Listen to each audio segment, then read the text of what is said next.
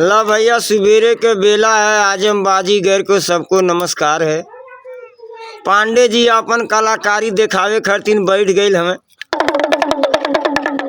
देख ल काली बाजार के किनारे आ गई हमें। काजल तनी तू ही हरावा तब न मजा आई।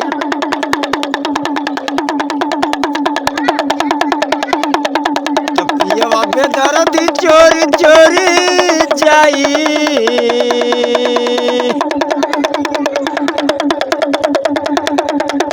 और सजनवा